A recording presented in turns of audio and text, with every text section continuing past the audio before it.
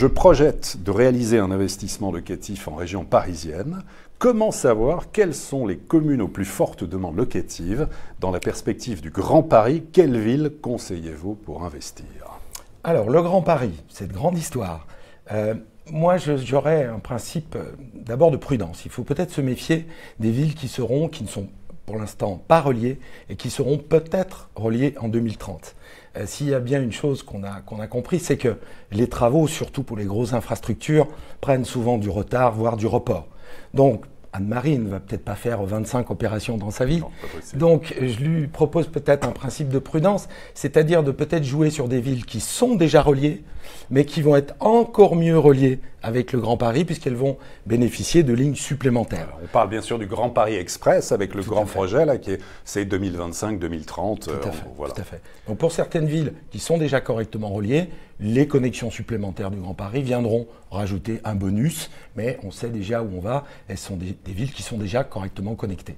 On peut citer par exemple Villejuif, qui est la ville, donc on a la ligne de métro, la ligne 7 qui arrive, qui est une des villes avec métro en région parisienne les moins chères, puisqu'en ancien Villejuif, on est aujourd'hui à peine à 4 000 € du mètre. Donc on a des rentabilités très bonnes. Sur l'ancien, on peut aller chercher du 5-6% sur des petites surfaces, donc on est très bien. On a des programmes neufs autour de 5 500 € du mètre, donc une bonne cohérence aussi sur les prix du neuf pour Villejuif. On peut citer aussi Champigny-sur-Marne, qui est une ville qui est aussi reliée aujourd'hui par le RER et qui va bénéficier, comme Villejuif, d'une connexion supplémentaire en transversale d'ici 2030. Champigny, c'est une ville aujourd'hui très raisonnable en prix. On est à 3 500 € du mètre en ancien. Le neuf commence à 4 200, 4 300 € du mètre. Donc on est cohérent aussi sur le marché neuf.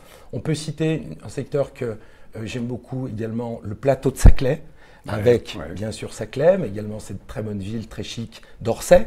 Et bien sûr, Villebon-sur-Yvette, Givres-sur-Yvette, notamment Givres-sur-Yvette, avec aujourd'hui des opportunités à peine au-dessus de 5 000 € du mètre pour du neuf. Et bon, le plateau de Saclay, on connaît très bien ce dynamisme de la région avec les universités, un pôle économique qui se développe quand même très fort. Et on est en même temps dans un cadre assez bucolique, c'est tout à fait sympathique. Et bien sûr, une valeur sûre aussi, en région parisienne, Clamart, notamment, voilà, aujourd'hui qui bénéficie du tram depuis quelques mois, donc un tram quand même très agréable, et notamment sur Clamart, le secteur du lac de Clamart, où les promoteurs ont fait de très jolies réalisations, et là, le lac de Clamart, c'est quasiment la campagne à Paris. Vous avez quand même de très jolies réalisations, vous êtes au bord du lac, vous avez du neuf, du BBC, pour du neuf aujourd'hui, à peine au-dessus de 6 000 € du mètre. On est très cohérent, là aussi, pour de l'investissement dans le neuf, sur cette zone du lac de Clamart. Voilà, en tout cas, merci pour ces bons conseils. Effectivement, hier, justement, les notaires parisiens annonçaient les prix. Paris, ça continue de grimper. On est à près de 10 000 € du mètre carré en moyenne pour un appartement ancien. Il y a déjà la moitié des arrondissements à Paris qui sont à plus de 10 000 € du mètre carré.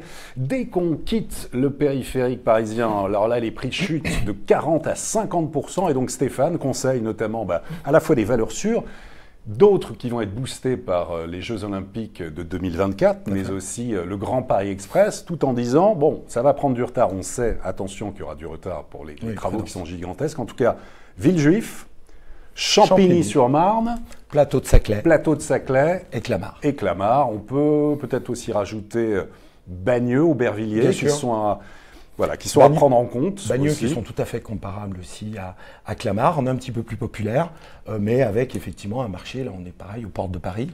Donc effectivement c'est un marché qui est tout à fait intéressant. Et puis